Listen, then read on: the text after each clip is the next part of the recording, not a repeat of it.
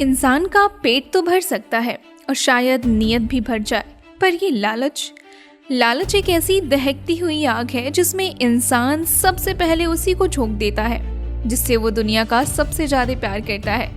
दोस्तों, आज की ये कहानी कोई आम कहानी नहीं है। ये दास्तां है उस बदनसीब की जिसने किसी और की साजिश से नहीं बल्कि अपने ही हाथों के लालच से अपनी बसी बसाई दुनिया को राख कर दिया। तपतपाती दोपहर थी। सूरज मानो आसमान से आग बरसा रहा था। घने जंगल के बीच एक सूखा सा पेड़ था और उस पर कुल्हाड़ी चला रहा था बिरजू लकड़हारा। पसीने से लथपथ, हाथों में छाले और चेहरे पर एक गहरी निराशा। कुल्हाड़ी की हर चोट के साथ उसकी एक आह निकल रही थी। हे भगवान, क्या किस्मत लिखकर भेजी है मेरी। सूखी लकड़ियां काटते काटते मेरी जवानी भी इन लकड़ियों की ही तरह सूख गई है। ये लकड़हारे का जीवन भी कितना दुखदाई है। जंगल में सन्नाटा था, पर अचानक बिरजू की बात खत्म होते ही किसी ने उसकी ही बात दोहरा दी। हे भगवान, ये लकड़हारे का जीवन भी कितना दुखदाई है। कौन कौन कौन है वहाँ? अरे भाई, इस गरीब लकड़हारे के साथ ऐसा मजाक क्यों कर रहे हो? जो कोई भी है सामने आओ। बिरजू ने कुल्हाड़ी उठाई और इधर उधर देखने लगा। तभी फड़फड़ाने की आवाज आई और एक बेहद खूबसूरत तोता उड़कर उसके सामने एक डाल पर बैठ गया। डरो मत लकड़हारे, मैं कोई भूत ऊत नहीं हूँ। मैं इंसानों की भाषा बोल सकता हूँ। मैं एक राजकुमार का तोता था, पर इस घने कोहरे और तूफान में उनसे बिछड़ गया। मुझे अपने साथ ले चलोगे? मैं तुम्हें कोई तकलीफ नहीं दूंगा। जो रूखा सूखा दोगे खा लूंगा। रूखा सूखा ही है मेरे पास मेरे दोस्त। चलो, वैसे भी इस जंगल में मैं अकेला ही अपने दुखड़े रोता हूँ। कम से कम कोई सुनने वाला तो मिला। बिरजू उस तोते को घर ले आया। उसकी पत्नी सुनीता बहुत ही सीधी और संतोषी औरत थी। तोते को देखकर वो भी खुश हो गई। दिन बीतने लगे। तोता बिरजू के साथ जंगल जाता, उससे बातें करता। एक दिन बिरजू लकड़ियों का गट्ठर लेकर बाजार गया। उसे उम्मीद थी कि आज कुछ अच्छे पैसे मिलेंगे। सूखी लकड़ियां ले लो, चूल्हा जलाने के लिए बढ़िया लकड़ियां। ये बड़ा वाला गट्ठर कितने का है बिरजू? बाबूजी, ये 15 रुपए का है। 15 रुपए? दिमाग तो ठिकाने है तेरा। इतने में तो बाजार से 3 गट्ठर ले लूं। 5 रुपए लेने हैं तो बोल, वरना अपना ये बोझा उठा और दफा हो यहाँ से।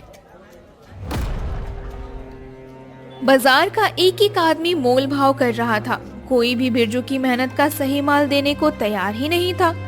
थक हार कर बिरजू ने वो पसीने से काटी हुई लकड़ियां कौड़ियों के दाम बेच दी। और जब वो घर लौटा तो उसकी आंखों में एक अजीब सी चुभन थी। क्या फायदा इस ईमानदारी का सुनीता? कब तक हम ये सूखी रोटी खाते रहेंगे? आखिर कब तक मैं 5-5 रुपयों के लिए लोगों के सामने गिड़गिड़ाता रहूंगा? मेरा मन करता है कि कोई ऐसा चमत्कार हो जाए कि मैं इस गांव का सबसे अमीर आदमी बन जाऊं। ये लोग जो मुझे दुत्कारते हैं, मेरे घर को देखकर इनकी आंखें फटी रह जाएं। ये कैसी बातें कर रहे हो जी? भगवान जिसे जितना देता है उसमें खुश रहना सीखना चाहिए। अमीर होने का सपना देखना बुरा नहीं है, लेकिन जो है उसे कोसना तो गलत है ना। मैं तो आपसे कभी कुछ नहीं मांगती। मुझे ये छोटी सी झोपड़ी ही महल लगती है। तुझे लगती होगी, मुझे नहीं लगती। मुझे ये गरीबी अब बर्दाश्त नहीं होती सुनीता। बिरजू के अंदर लालच का बीज बोया जा चुका था।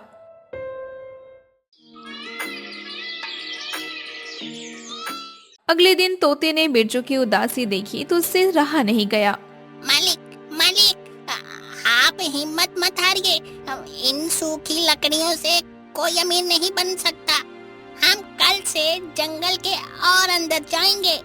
मैंने सुना है वहाँ कुछ कीमती पेड़ हैं जिनकी लकड़ी बहुत महंगी बिकती है। अगले दिन बिरजू और तोता जंगल के उस हिस्से में गए जहाँ घना अंधेरा रहता था।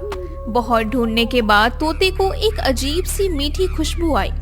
वो खुशबू का पीछा करते हुए एक पुराने मोटे पेड़ के पास पहुंचा। मालिक, यहाँ देखिए, इस पेड़ से तो कोई जादुई खुशबू आ रही है। ये कोई आम पेड़ नहीं है।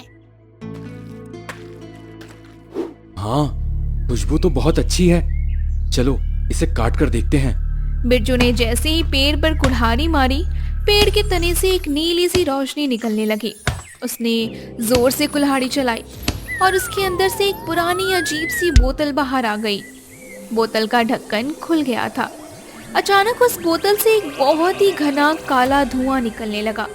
धुआं आसमान तक गया और एक विशाल डरावने जिन्न का रूप ले लिया।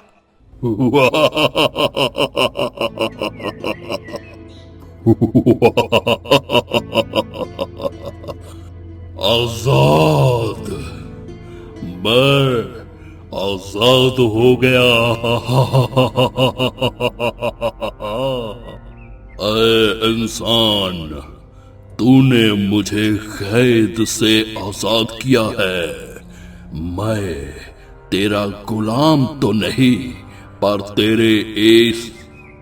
तेरे इस एहसान के बदले मैं तेरी 3 ख्वाहिशें पूरी करूंगा।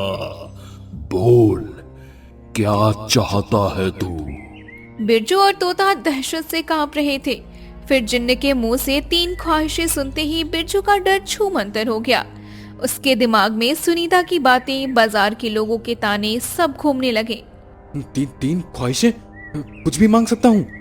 ठीक है, मेरी पहली ख्वाहिश सुनो जिन। मैं चाहता हूँ मेरी वो छोटी सी झोपड़ी एक आलीशान राजमहल में बदल जाए। अंदर दुनिया भर का खजाना हो, सोने और चांदी के ढेर हो ढेर।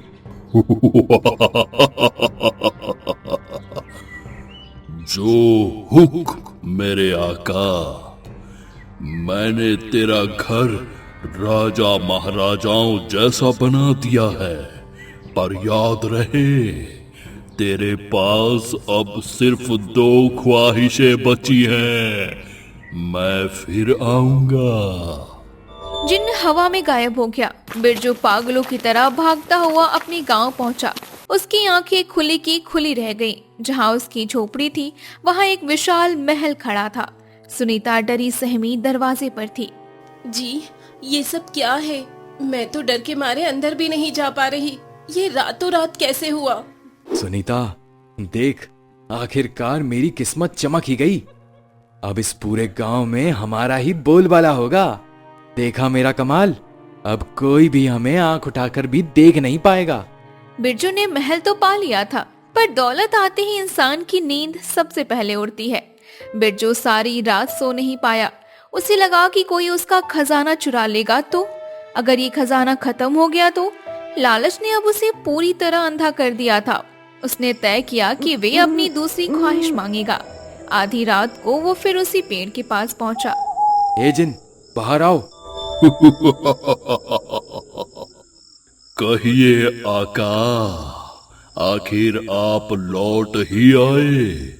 मैं जानता था कि इंसान का लालच इतनी आसानी से शांत नहीं होता। बोलिए, आपकी दूसरी ख्वाहिश क्या है? जिन, ये खजाना तो कभी भी खत्म हो सकता है।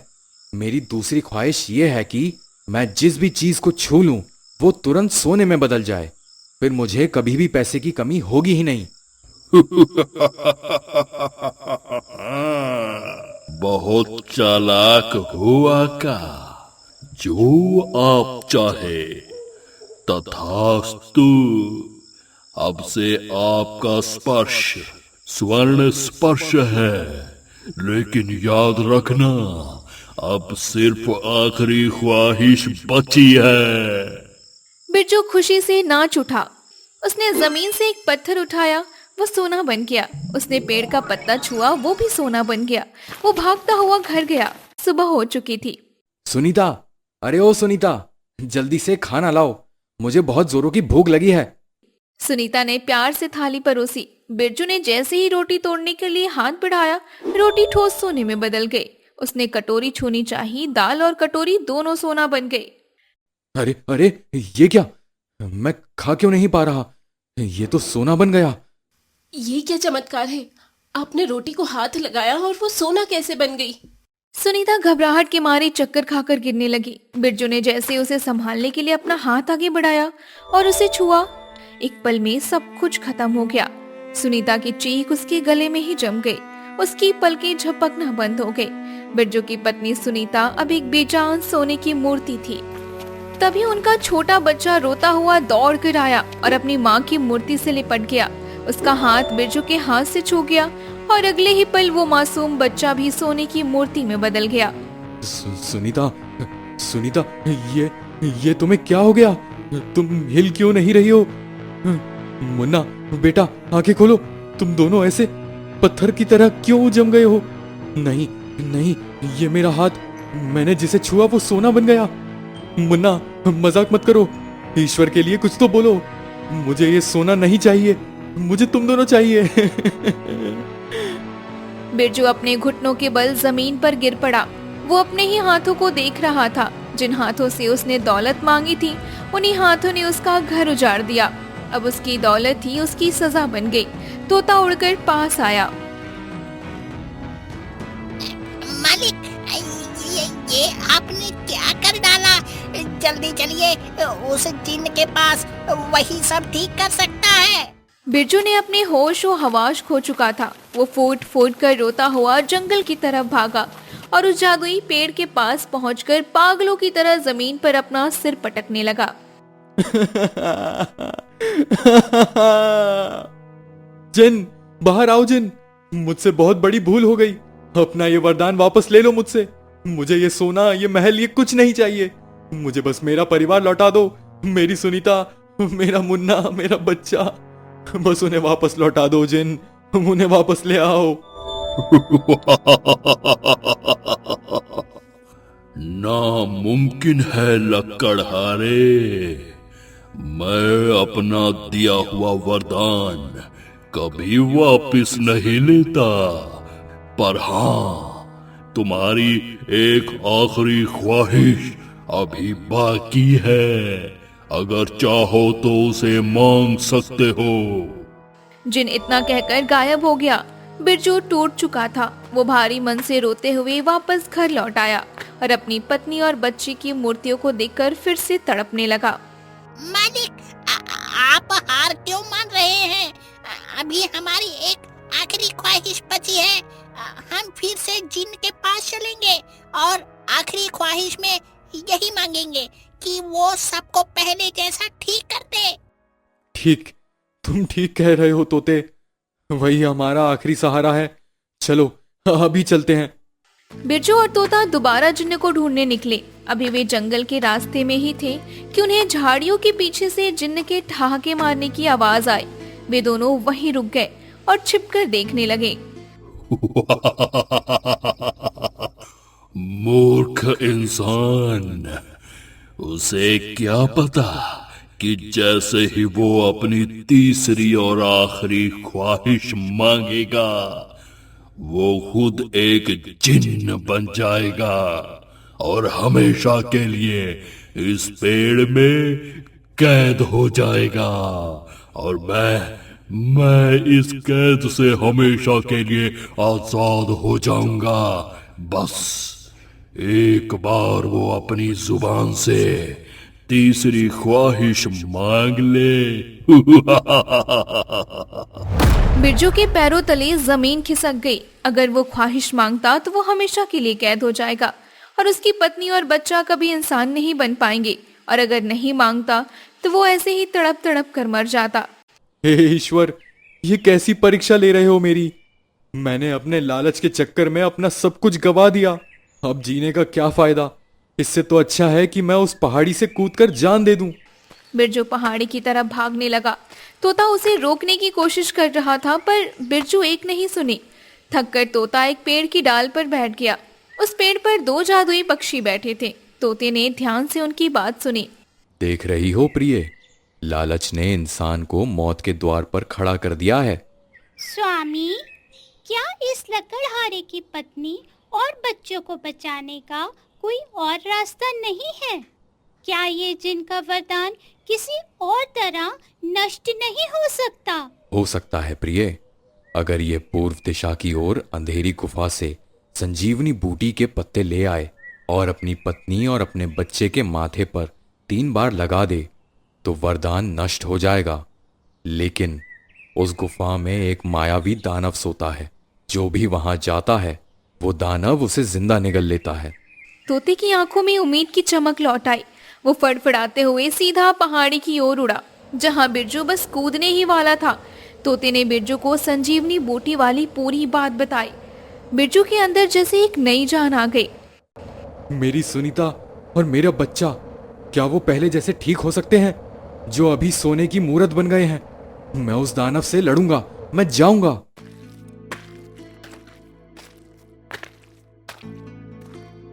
दोनों उस खौफनाक गुफा में पहुंचे।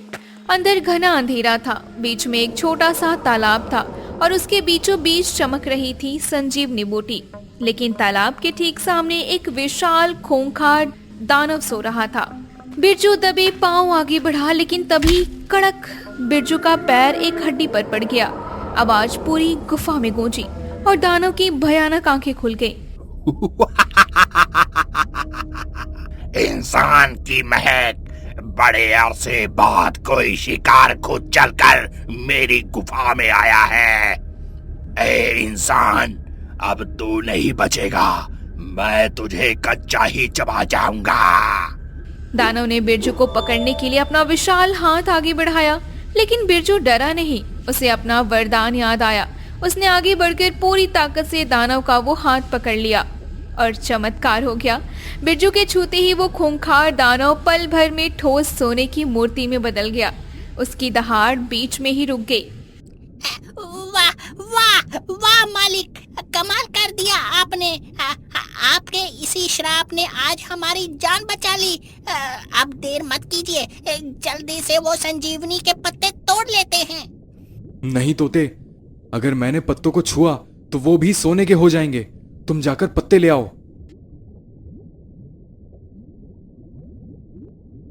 तोते ने अपनी चोंच से संजीवनी बूटी के कुछ पत्ते तोड़े और दोनों घर की तरफ भागे। घर पहुंचकर तोते ने वो पत्ते सुनीता और बच्चे के माथे पर छुआए। एक पल, दो पल और फिर वो सोने की मूर्ति पहले जैसे इंसान बन गई। सुनीता ने गहरी सांस ली और बच्चा रोने लगा। तोते ने वही पत्ते बिरजू के माथे पर भी छुआ दिए, जिससे उसका वो खौफनाक स्वर्ण स्पर्श का वरदान भी टूट गया। बिरजू फूट फूट कर रोते हुए उन दोनों से लिपट गया।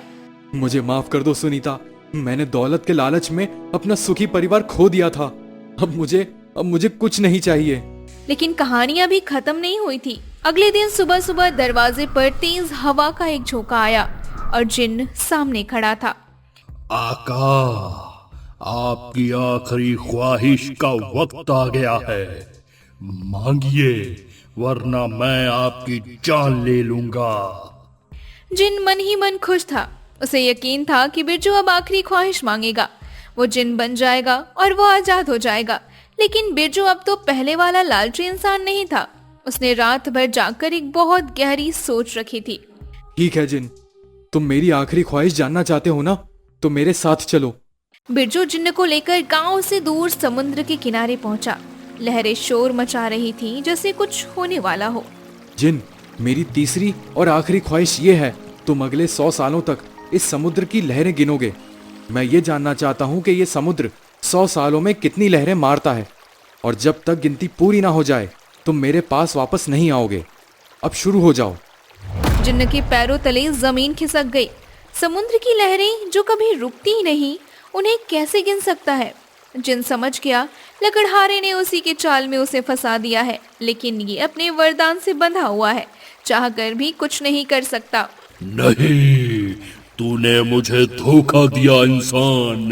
लेकिन अब बहुत देर हो चुकी थी। जिन्न वही समुद्र के किनारे बैठ गया और लहरें गिनने लगा। 1, 2, 3। बिरजू मुस्कुराते हुए अपने घर लौट आया। तोता, सुनीता और उसका बच्चा उसका इंतजार कर रहे थे। उस दिन के बाद बिरजू ने फिर कभी दौलत का लालच नहीं किया और फिर से अपनी कुल्हाड़ी लेकर जंगल जाने लगा। उसकी कमाई कम थी, लेकिन उसकी झोपड़ी में अब सुकून की नींद थी। दोस्तों, लालच उस मीठे जहर की तरह है जो पहले स्वाद देता है और फिर इंसानियत को मार देता है। इंसान को हमेशा लगता है कि थोड़ा और मिल जाए, लेकिन उस थोड़े और की कोई मंजिल नहीं होती। जो मेहनत सूखी रोटी में सुकून है, वो लालच के सोने में कभी नहीं मिल सकता। श्रेया टून्स। कहानियाँ जो हर जनरेशन को इंस्पायर करे।